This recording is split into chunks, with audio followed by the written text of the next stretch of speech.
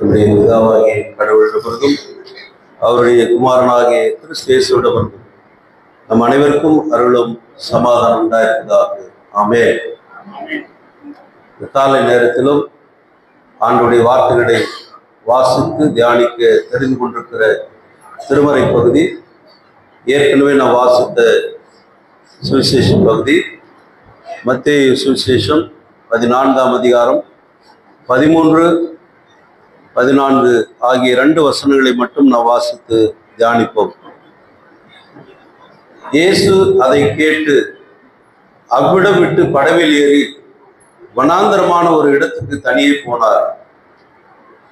ஜனங்கள் அதை கேள்விப்பட்டு ஊர்களில் இருந்து கால்நடையாய் அவரை தொடர்ந்து போனார்கள். அவர் வெளியே வந்து திரளான ஜனங்களை கண்டு அவர்கள் மேல் மனமுருகி அவர்களில் நோயாளிகளை குணமாக்கினார் என்பதுவே. செபிப்போம். அன்பு நிறைந்த கடவுளே, இந்த காலை நேரத்திலும் இப்படி திருவார்த்தைகளை நாங்கள் வாசித்து தியானிக்க நீர் எங்களுக்கு தந்த நேரத்துக்காக ஸ்தோத்திரம். இந்த வார்த்தைகளை கேட்பதற்கும் அதை புரிந்து கொள்வதற்குமான ஞானத்தை மரத்திலிருந்து நீர் தரும்படியாய் செபிக்கிறோம். இயேசு இரட்சகர் நாமத்தில் பிதாவே, ஆமென். உட்காருவோம். கிறிஸ்து இயேசுக்குள் அன்பான உடன் விசுவாசிகளே, இந்த ஆகஸ்ட் மாதத்தினுடைய 2வது நாளில் உங்களை இறைமைந்தன் இயேசுவின் நாமத்திலே வாழ்த்தி வரவேற்கிறேன். இயேசு ஆண்டவர் பல போதனைகளை செய்தார் என்பதை கடந்த ஒரு மாதமாக நாம் தியானித்துக் கொண்டு வந்தோம்.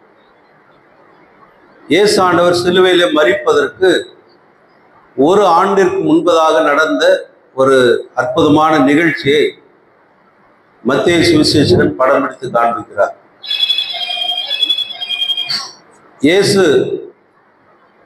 இதற்கு முன்பதாக நடந்த நிகழ்ச்சியை பார்க்கிற பொழுது சொந்த ஊருக்கு அவர் செல்லும் போது அந்த சொந்த ஊரிலே அவரை புறக்கணிக்கிறார்கள்.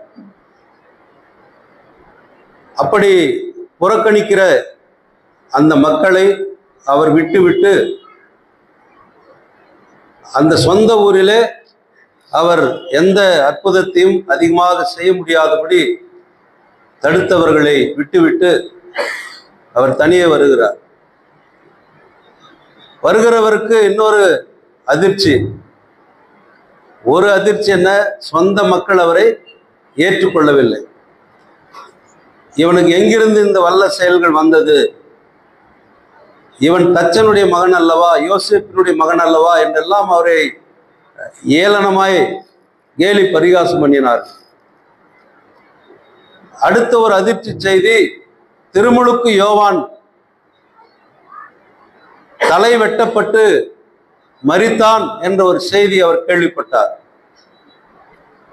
இந்த 2 செய்தியும் கேள்விப்பட்ட அவர் மிகுந்த மனவேதனை அடைந்தவராய் தன்னை தனிமைப்படுத்திக் கொள்ள வனாந்தரமான ஒரு இடத்திற்கு அவர் வருகிறார். அப்படி வருகிற பொழுது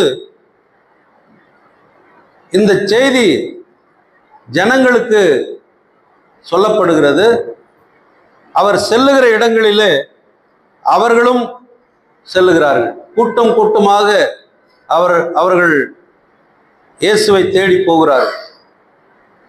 பாலைவனம், அங்கே என்ன இருக்கும் என்று நமக்கெல்லாம் தெரியும். வனாந்தரமான ஒரு இடத்துல என்ன இருக்கும்? நமக்கு தேவையான எந்த பொருட்களும் அங்கே எளிதில் நமக்கு கிடைக்காது. சில பகுதிகளுக்கு நாம் செல்லுகிற பொழுது குடிப்பதற்கு கூட தண்ணீர் இல்லாத இடத்திலே நாம் போயிடும். சொல்லுவோம், ஒரு தண்ணி இல்லாத காட்டில் கார் ரிப்பேர் ஆகிட்டு நிறுத்தோம், குடிக்கிறதுக்கு ஒரு டீ தண்ணி இல்லைப்பா அப்படின்னு சொல்றோம். நம்ம இது இப்பொழுது இருக்கிற 21ஆம் நூற்றாண்டிலே நடக்கிற நிகழ்ச்சி. அப்ப இயேசு வாழ்ந்த காலத்துல அங்கே அதிகமான பயன்பாட்டிற்கான ஊர் பகுதிகளிலே இருக்கிற பொருட்கள் எதுவும் அந்த வனாந்திர பகுதிகளில் கிடைக்காது.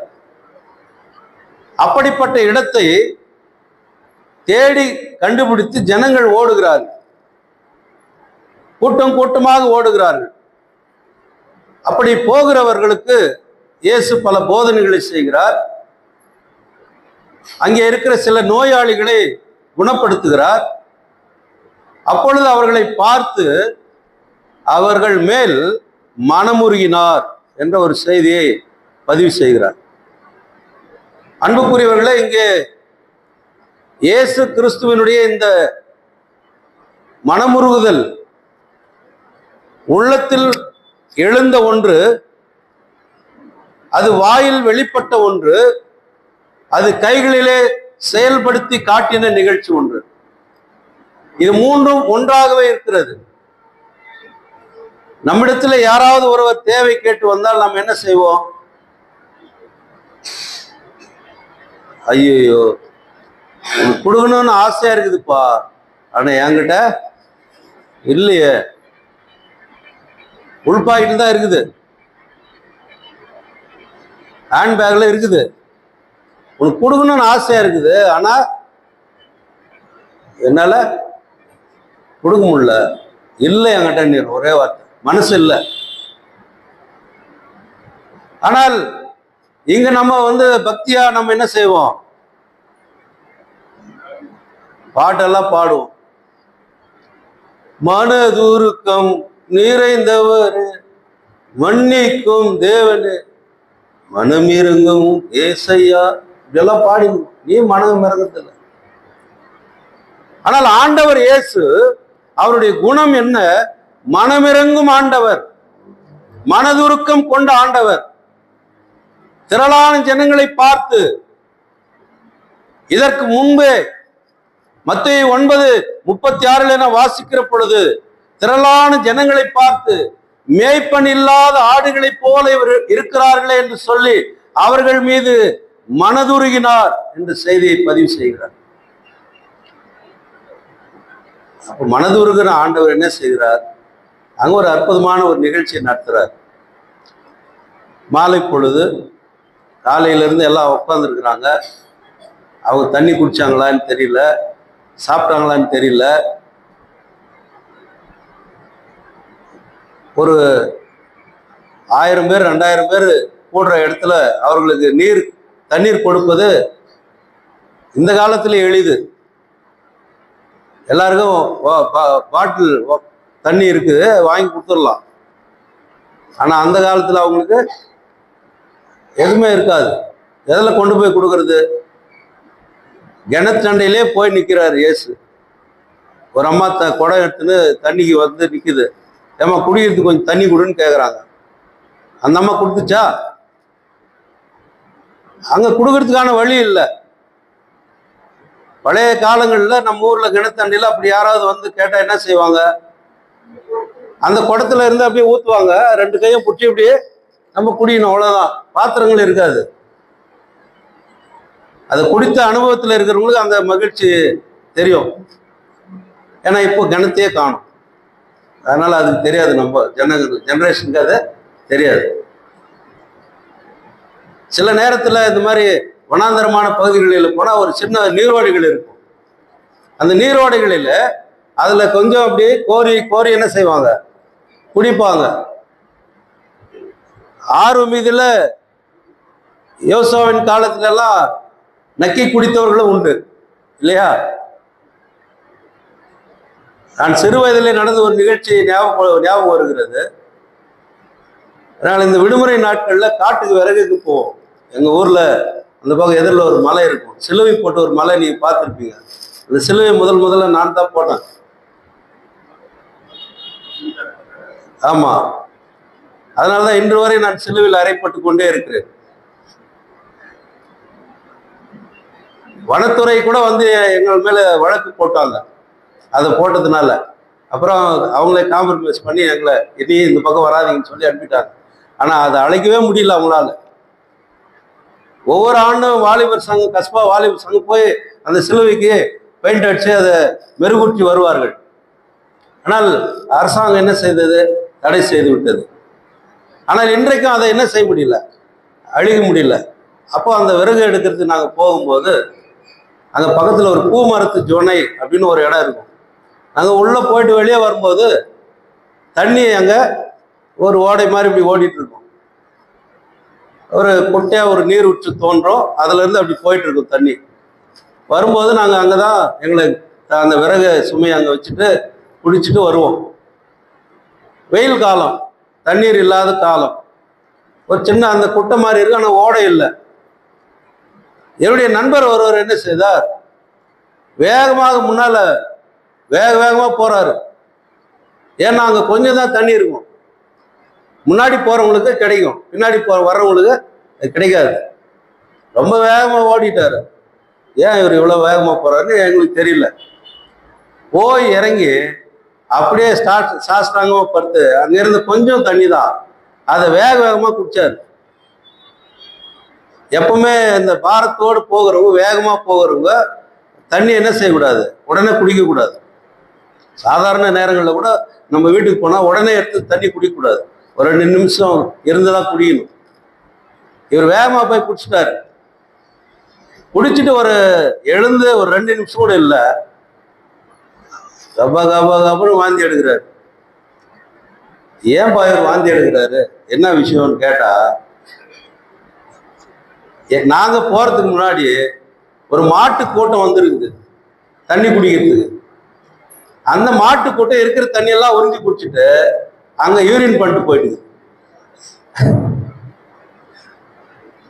அது ஒரு சின்ன குட்டை மாதிரி இருக்கணும். இவர் வேகமா வந்து என்ன பண்ணிட்டாரு, அதை குடிச்சிட்டாரு. இப்படி சில நேரத்துல நடப்பது உண்டு. ஆனால் திரளான தண்ணீருக்கு எங்க போவது, தண்ணீர் இல்லை. சாப்பாடுக்கு எங்க போறது, சாப்பாடுக்கு இல்லை. அப்பெல்லாம் காட்டுக்கு போகும்போது சாப்பாட்டுக்கு கூட எங்களுக்கு வழி இருந்துச்சு. என்ன தெரியுமா, மேலே சாராயம் காசுவாங்க. நாங்கள் இங்கிருந்து வெள்ளை மூட்டை தூக்கின்னு போனோம். போயிட்டு கொடுத்தா நாங்கள் போயிட்டு வரும்போது எங்களுக்கு கறி குழம்பு செஞ்சு வச்சுப்பாங்க. அதெல்லாம் ஒரு காலம், அந்த காலத்தில் இருந்தது அதெல்லாம். அப்புறம் நீங்கள் ஐயர் கூட சாராயம் காய்ச்சினாருன்றாதீங்க. உண்மைதானா? சரிதான். அப்போ அவர்கள் சாப்பாடு கஷ்டம்.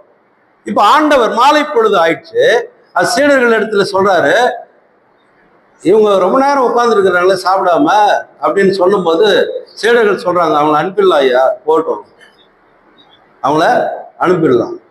ஆண்டவர் சொன்னார், நீங்களே சாப்பாடு கொடுத்துருங்க. அவங்களுக்கு திக்குன்னு, நான் இவ்வளவு பேருக்கு நம்ம எப்படி சாப்பாடு கொடுக்குறது?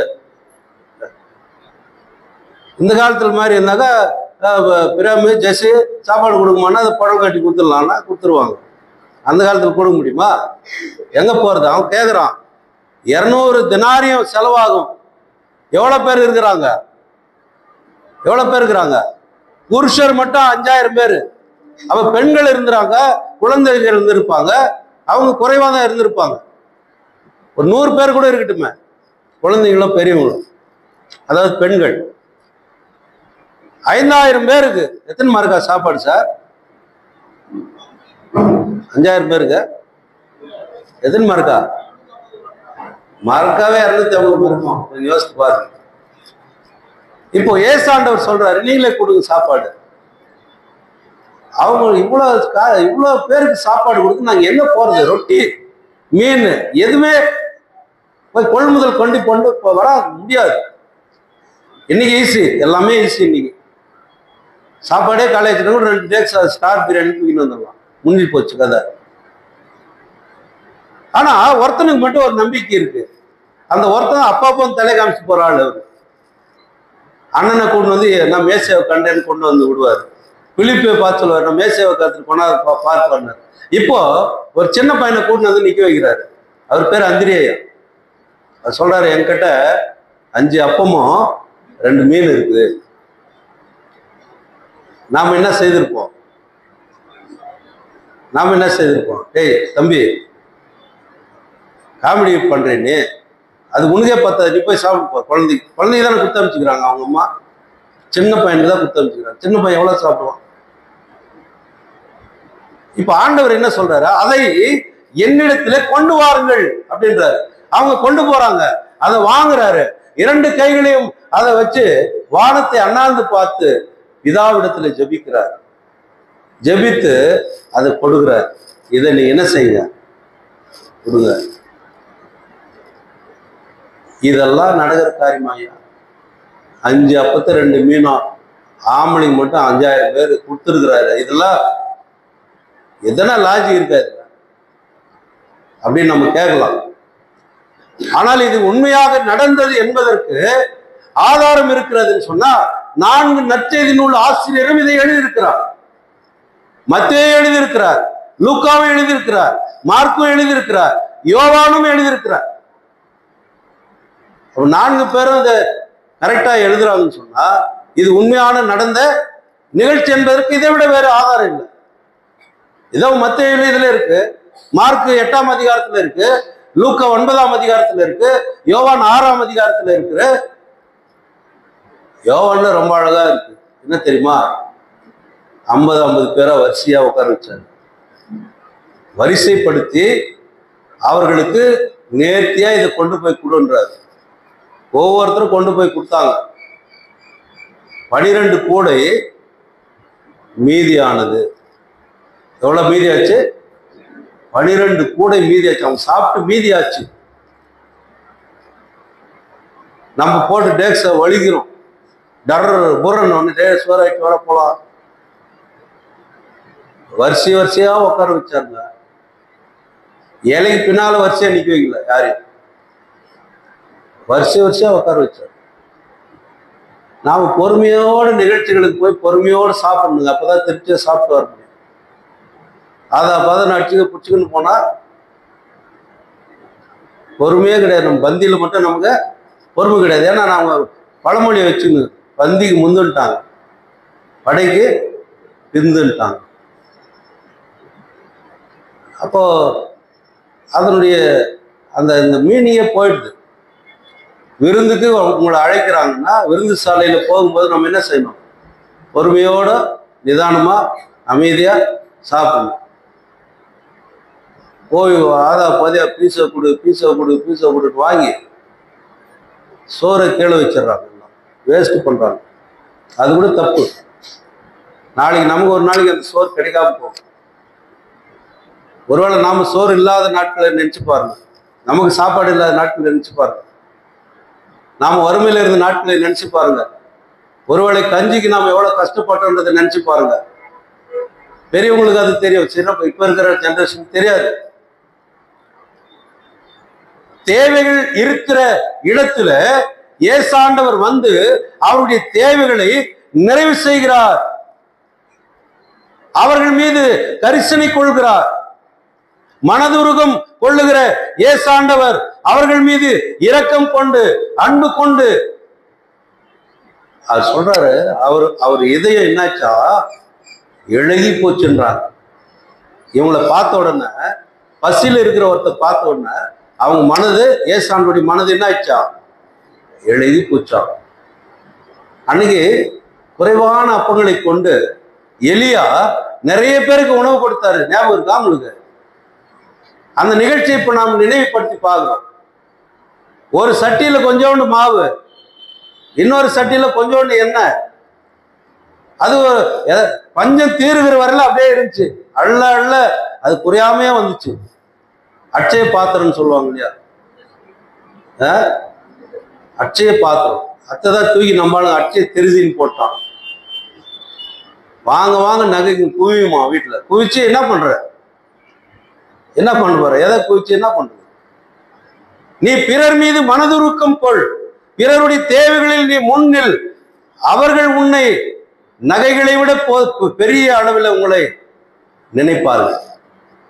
அன்பானவர்கள், இங்கே மனதுருக்கம் உள்ள கர்த்தர் இயேசு இந்த மக்களின் மீது, அவர்களுடைய தேவைகளின் மீது, அவர்களுடைய துன்பங்களின் மீது, அவர்களுடைய கண்ணீரின் மீது அக்கறை உள்ளவராய் அவர்களை காண்கிற கடவுளாய் இருக்கிறார். ஆகாரின் கண்ணீரை கண்டார் என்று நாம் பேசுகிறோம். என்னுடைய கண்ணீரையும் ஆண்டவர் காண்கிறார் என்பதை மறந்து விடுகிறோம். இஸ்ரவேல் மக்களுடைய வனாந்திர பயணங்களிலே அவருடைய தேவைகளை தண்ணீரையும் உணவையும் கொடுத்து பராமரித்து போஷித்தார் என்று பேசுகிறோம். என்னையும் அவர் போஷித்துக் கொண்டிருக்கிறார் என்பதை நான் மறந்து விடுகிறேன். அன்புக்குரியவர்களே, மனிதனின் குறைவில் கடவுளின் நிறைவை இந்த பகுதியிலே நாம் பார்க்க முடிகிறது. சீடர்களுடைய மனநிலையை பாருங்க. நமக்கு எதுக்கு வம்பு, வேண்டாம், இவங்களை அனுப்பிடலாம். தங்கள் பொறுப்பை அவர்கள் தட்டி கழிக்கிறார்கள். ஆனால் இயேசு என்ன சொல்றாரு? நீங்கள் அவர்களுக்கு கொடுங்கள்.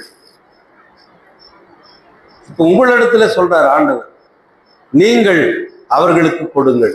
எவர்களுக்கு? யாரெல்லாம் தேவையில் இருக்கிறார்களோ அவர்களுக்கு உங்களிடத்தில் இருக்கிறதை கொடுங்கள்.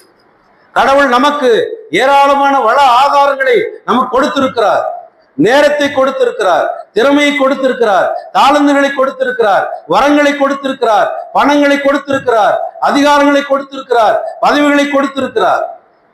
இது நான் வாழ்வதற்கானதாக இருக்கக்கூடாது, என் மூலமாய் பிறர் வாழ்வதற்கானதாக இருக்க வேண்டும். அதைதான் ஆண்டவர் இங்கே செய்கிறார்.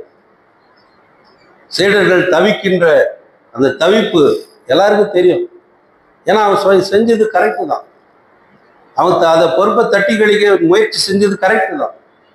இவ்வளவு பேருக்கு சாப்பாடு கொடுங்கன்னா நம்ம எங்க போறதுன்னு அவன் யோசித்தான், கரெக்டு தான். ஆனால் இயேசு இருக்கிற இடத்துல எதுவும் குறைவுபடாது என்பதை அவர்கள் மறந்து போனார்கள். ஆனால் அதை தாவீது நினைவுபடுத்திக் கொண்டார். கர்த்தர் என் மேய்ப்பர், எனக்கு ஒன்றும் குறைவில்லை என்று சொன்னார் இல்லையா? 23ஆம் சங்கீதத்துல அவர் என்னெல்லாம் செய்வார், என்னிடத்துல என்னெல்லாம் குறைவு இருக்குது பார்ப்பாரு. அவர் என்ன செய்கிறார்? உள்ளுள்ள இடங்களில் மடக்கி அப்படின்றார். ஆடு மேய்ப்பதை பத்தி தான் சொல்றாரு. புல்லு இருக்கிற இடத்துல தான் மேய்ப்பு ஆடுகளை கொண்டு போவான், இல்லாத இடத்துல கொண்டு போக முடியுமா? தண்ணீர் ரொம்ப முக்கியம். பாரதி சொல்றாரு, தனி ஒருவனுக்கு உணவில்லை என்று சொன்னால் இந்த உலகத்தையே அழிச்சிடுறான்ற. அப்படின்னு சொன்னா இந்த உலகத்தை நம்ம எப்போ அழிச்சிட்டு. ஏன்னா இன்னைக்கு எத்தனையோ பேர் உணவு இல்லாம இருக்காங்க, வெளியே சொல்ல முடியாது இருக்காங்க. நம்முடைய தேசம், நம்முடைய நாடு 100 ரூபாய் ஒரு மூட்டை மேல அரிசி விலை ஏறிடுச்சு தெரியுமா உங்களுக்கு? அதெல்லாம் நமக்கு எதுக்கு வம்பு? கேட்டா நம்மளை கூட கூட்டாண்டு வந்து விசாரணை பண்ணி தள்ளிடுவாங்க உள்ள அப்படின்னு பயம் நமக்கு. நீ ஆளுகிற ஆட்சியிலே மக்களுக்கு நன்மை செய்ய வேண்டும். நன்மை செய்வதற்காக தான் கடவுள் நமக்கு அதிகாரங்களை கொடுக்கிறார். மின்கட்டணத்தை உயர்த்துவதற்கோ, கேஸ் விலையை உயர்த்துவதற்கோ, அரிசி விலை, பருப்பு விலை, எண்ணெய் விலையை உயர்த்துவதற்கோ இல்லை. உயர்த்தாதபடி நம்ம என்ன செய்யணும்? இப்போ ஒருத்தர் சொல்றாரு, எங்களுக்கு தண்ணி கொடுத்தாகணும். அவர் சொல்றாரு, கொடுக்க முடியாதுங்க. மேல்முறையீடு செய்யறோம், அரசாங்கத்துல, மத்திய அரசுல காவிரி ஒழுங்காற்று ஆணையில இவ்வளவு டிஎம்சி தண்ணி 3600 டிஎம்சி தண்ணி நீ கொடுத்தாங்கடா அப்படின்றாரு. சொல்றான், ஏரியெல்லாம் தண்ணி இல்லப்பா, டேமெல்லாம் தண்ணி இல்லை, நாங்க கொடுக்க முடியாது. நீங்க பாருங்க, கடவுளுடைய அற்புதமான செயலை. 36,000 கன அடி வேஸ்டா இருக்கு தண்ணி, அதை வெளியே திறந்து விடுறான். எவ்வளோ? 3600க்கு கெஞ்சி நின்ற ஆளு 36,000 இப்ப திறந்து விட போறான். அவர் சொல்றான், அந்த முதலமைச்சர் சொல்றாரு, சேர்த்து வச்சு நான் என்னையா பண்ணிட்டோம், சேர்த்து வச்சு நான் என்ன பண்ணோம், வெள்ளத்துல எங்க ஊர் அழுகி விட்டா இல்ல, நான் என்ன செய்தாகணும், கட்டாயம் திறந்துதானே ஆகணும். அவனுடைய ஊரும் சேதப்படுத்தக்கூடாது. எப்பா வருது, எங்க ஊருக்கு வர தண்ணியை ஒரு அணையை போட்டு கட்டுறேன்றிய, வானாப்பா. அவர் சொல்றாரு, உங்க நன்மைக்கு தான் கட்டுறான்றார். யாருக்கு? உங்க நன்மைக்கு தான் கட்டுறான். அப்போ ஆட்சியாளர்கள் அல்லது அரசாங்கத்தில் இருக்கிறவர்கள் கூட ஏழை எளிய மக்களுக்கான நன்மை செய்கிறவர்களாக இருக்க வேண்டும். அதற்காக தான் நாம் அவர்களை அரியணையிலே அமர்த்தியிருக்கிறோம். என் பிரச்சனையை தீர்க்கிறதுக்கு தான் அவர் அமைச்சர். நான் காசு கொடுத்து தீர்க்கணும்னா அவரை எதுக்கு அமைச்சர் இல்லையா? நாங்க எல்லாத்தையும் தீர்த்துட்டோம் முடிச்சிட்டோம்ன்றான். எங்க முடியல. 100 ரூபாய் கொடுத்தாதான் ஷெட்யூல் கையெழுத்து ஆகுது. எல்லாரும் பாக்குறாங்க, பார்க்கட்டும், அது உண்மை, இது செய்தி. ஏன்னா நம்மகிட்ட ஆதாரம் இருக்கு, குற்றத்துக்கான ஆதாரம் இருக்குது, வாங்கினதுக்கான ஆதாரம் இருக்கு. அதனால நம்ம தைரியமா பேசலாம், ஒன்றும் பிரச்சனை. ஆகையினாலே இது குறைவுள்ள ஆட்சி, குறைவுள்ள அரசு, குறைவுள்ள அதிகாரிகள், ஆனால் குறைவில்லாத ஒருவர் இருக்கிறார் என்றால் இயேசு ஆண்டவர் ஒருத்தர் மட்டும்தாமே. என்ன குறைவில்லாமல் காத்து. அன்பானவர்களே, இந்த உலகத்துல அவர் எப்படி என்னை நேசிக்க 103வது சங்கீதம் 13வது வசனத்துல சொல்றாரு, தகப்பன் தன் பிள்ளைகளுக்கு இறங்குகிறது போல கர்த்தர் தமக்கு பயந்தவர்களுக்கு இறங்குகிறார். ரொம்ப சாதாரணமா நினைக்காதீங்க நம்ம கடவுளை. அவர் இறங்குகிற கடவுள், மனதுருக்கம் கொண்ட கடவுள். நிறைவு 5+2 5+2 5 அப்போ 2 மீன். நீங்க பைபிள்ல இந்த 7 என்ற வார்த்தை எல்லாம் பார்த்தீங்கன்னா அது ஒரு முழு நிறைவை கொடுக்கிற வார்த்தைகள். ஒரு முழு நிறைவை 5 அப்பமும் 2 மீனையும் கொண்டு ஆண்டவர் அந்த மக்களுக்கு கொடுக்கிறார். அவைகளை என்னிடத்தில் கொண்டு வாருங்கள். அது என்ன ஆகுது? பலுகி பெருகுகிறது, பலுகி பெருகிறது. காணாவூர்லயாவது 6 குடத்தையும் தண்ணியை ஊற்றி ரொப்பினாங்க. அது நிரப்பினதுனால்தான் அது ஃபுல்லாகிதான் எடுத்துன்னு போய் கொடுக்குறாரு. எங்க எதுவுமே இல்லை, கொஞ்சோண்டு இருக்குது. சிறியதும் ஆண்டவருடைய கரத்துல பெரிதாய் மாறும், பலுகி பெருகும். கடவுளுடைய ஆசீர்வாதம் அது பலுகி பெருகுகிற ஒன்று. அதனால்தான் அவர் சொல்றாரு, கர்த்தருடைய கை குறுகி போகவில்லை, தாராளமாய் கொடுக்கிறார் ஆண்டவர். கடவுள் நமக்கு தேவையான அனைத்தையும் கிருபையாய் நமக்கு அளிக்கிறார். அதை நான் விசுவாசத்தினாலே பெற்றுக்கொள்கிறேன் என்று மார்ட்டின் லூத்தர் சாஸ்திரியார் சொல்லுகிறார். அது எத்தனை உண்மை! கிருபை, அவருடைய கிருபை அது. ஆனால் அதை நான் விசுவாசத்தோடு பெற்றுக்கொள்கிறேன். ஆண்டவர் எனக்கு இதை தருகிறார். பிலிப்பியர் 4:19 சொல்றாரு, நீங்க அவரிடத்துல உங்களை ஒப்படைங்க, உங்கள் தேவைகளை எல்லாம் அவர் நிறைவேற்றும்.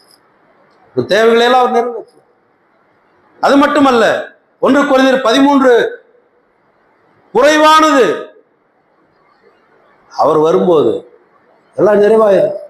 அப்ப அவர் வந்தாருன்னா நிறைவானது வந்தாவே குறைவானதெல்லாம் போயிடுது. சந்தோஷம், சமாதானம், மகிழ்ச்சி, எல்லா குறைவுகள் என்னுடைய வாழ்க்கையில மாறி போகிறது. அது மட்டுமல்ல அன்புக்குரியவர்களே, பவுல் இடத்துல சொல்றாரு, நான் எவ்வளவுதான் உனக்கு கொடுக்குறது. 2 கொரிந்தியர் 12:9 சொல்றாரு, என் கிருபை உனக்கு போதும் அப்படின்னாரு. ஏன்? அவருடைய அன்பு அளவிட முடியாது. ஒரு அழகான ஒரு பாடல் இருக்கிறது, அள்ள அள்ள குறையாத அன்பு, ருசிக்க ருசிக்க தேவிட்டாத அன்பு, சொல்ல சொல்ல முடியாத அன்பு, என் இயேசுவின் இணையில்லாத அன்பு. எல்லா பாடுங்க சரணம். அன்பு ருசிக்க ருசிக்க தேவிட்டாத அன்பு, சொல்ல சொல்ல முடியாத அன்பு, என் இயேசுவின் இணையில்லாத அன்பு, இணையில்லாத அன்பு. வாடிய பயிரை கண்ட போதெல்லாம் வாடினேன் அப்படின்னு வடலூர்ல இருக்கிற ஒரு பெரியவர் வள்ளலார் சொன்னார். நம் இயேசு வள்ளல் 2000 ஆண்டுகளுக்கு முன்பாக அதை சொல்லுகிறார். அதற்கு முந்தைய பழைய ஏற்பாட்டின் காலங்களில எசையா தீர்க்கதரிசன் வழியாக இஸ்ரவேல் மக்களுக்கு ஒரு அழைப்பை கொடுக்கிறார். சற்று முன்பு நான் வாசித்த 55வது ஏசாயா அதிகாரத்துல, ஓ தாகமாயிருப்போரே, ஓ பசியாயிருக்கிறவர்களே, என்னிடத்துல வாருங்கள், என்னிடத்துல பானம் பண்ணுங்கள், என்னிடத்துல பசியாருங்கள், பணம் இருக்கா இல்லையா, வா. பணம் இல்லாதவரே வாருங்கள், நான் உங்களுக்கு பசியாற்றுகிறேன், நான் உங்கள் தாகத்தை தீர்க்கிறேன், நான் உங்களுக்கு இளைப்பாறுதலை தருகிறேன், உங்கள் தேவைகளை எல்லாம் என்னிடத்துல சொல்லுங்கள், நான் எல்லாவற்றையும் நான் நிறைவேற்றுகிறேன் சொல்றார். திக்கற்ற பிள்ளைகளுக்கு, அனாதைகளுக்கு, விதவைகளுக்கு, வறியவர்களுக்கு, எளியவர்களுக்கு எல்லாவற்றையும் ஆண்டவர் நேர்த்தியாய் கொடுக்கிறவராக இருக்கிறார். 2 நாட்களுக்கு முன்பாக 12 மணி நேர ஜெபம் இந்த பார்வையற்றவர்கள் நடத்தினார்கள். ஆம்பூர்ல பச்சைக்குப்பை என்ற ஒரு பகுதியில் அங்கே இருக்கிற ஒரு ஐபிஏ சர்ச்சு பிரதர் தங்கராஜ் என்றவர் அந்த சர்ச்சு நடத்துறாரு. பெஸ்தா மருத்துவமனையில் ஊழியராக இருந்தவர். அந்த சர்ச்சில் அந்த பிளைண்டுங்க 12 மணி நேரம் ப்ரேயர் நடத்தினாங்க. காலையில் 5 மணிலேருந்து மாலை 5 மணி வரை. எனக்கு 11 மணிலேருந்து 1 மணி வரையிலும் டைம் கொடுத்தாங்க. அந்த டைமில் நான் போய் கரெக்டாக டைமுக்கு போய் நான் அதை ஸ்டார்ட் பண்ணி நடத்திட்டு இருந்தேன். முடிஞ்ச பிறகு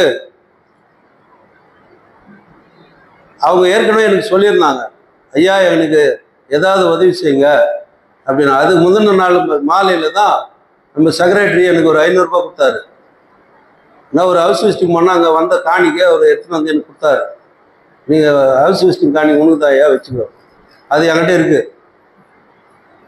அப்போ நான் அந்த முடிஞ்ச உடனே அந்த சகோதரர் ஒருத்தர் கேட்டார், ஐயரே ரொம்ப சந்தோஷம் நீங்கள் வந்தது, எங்களுக்கு நல்ல ஒரு செய்தி கொடுத்தீங்க, நல்லா பாட்டு பண்ணீங்க, நல்லா வசனம் சொன்னீங்க, ரொம்ப மகிழ்ச்சி. டீ கொடுத்தாங்க, மோர் கொடுத்தாங்க, எல்லாமே கொடுத்தாங்க.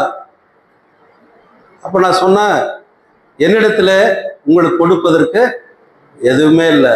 நேற்று எனக்கு ஒரு காணிக்கு வந்து அதை உங்களுக்கு கொடுக்குறேன் அப்படின்னு அதை கொடுத்தேன். அப்போ அதை வாங்கினவர் சொன்னார், ஐயா என்னிடத்துல எதுவுமே இல்லை, நீங்கள் வெறுமையாக போயிடல, உங்ககிட்ட இருந்து இதை கொடுத்தீங்க பாருங்க, கடவுள் உங்களுக்கு நிறைய கொடுப்பார், நீங்க போங்கன்னாரு. என்ன வாய் முகத்தில் சொன்னாரோ தெரியல, 2 நாளா 1 பைசா கூட இல்லை பாக்கெட்ல.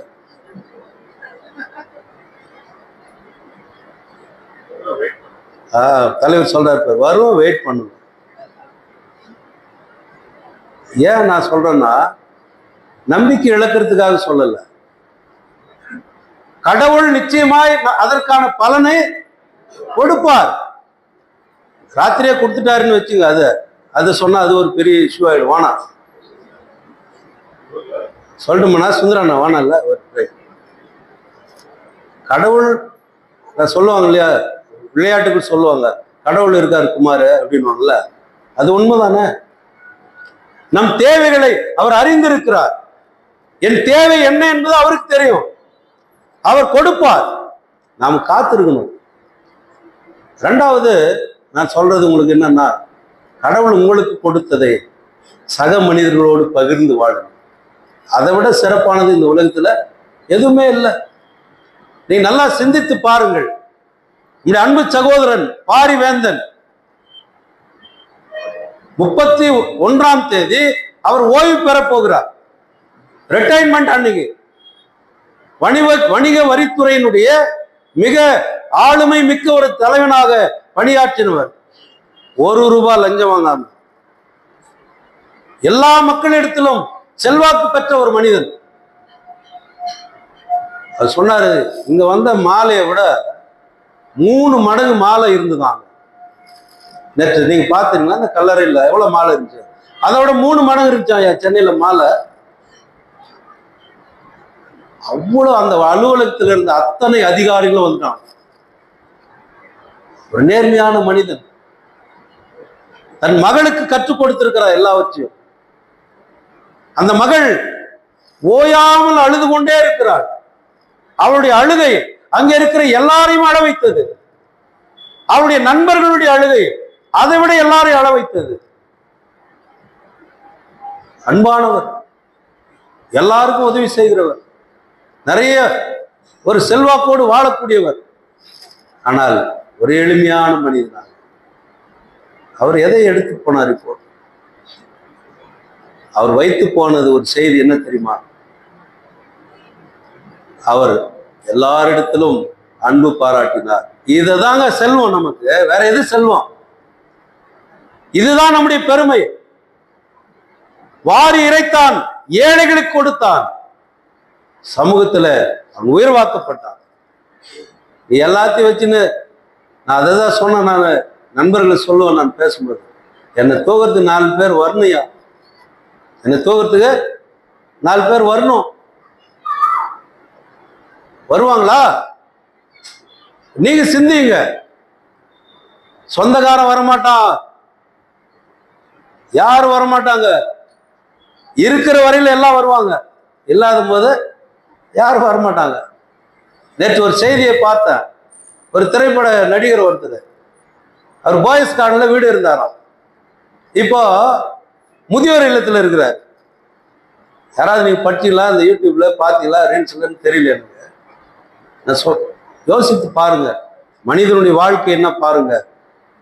இந்த உலகத்துல பசியுற்றோருக்கு உணவளி, உன் பேர் அங்கே பரலோகத்தில் எழுதப்படும். தாகமாயிருக்கிறவர்களுக்கு தாகம் தீர், உன் பேர் பரலோகத்தில் எழுதப்படும். அதனாலதான் மத்திய 25 அந்த கடைசி நியாய தீர்ப்பின் காலத்துல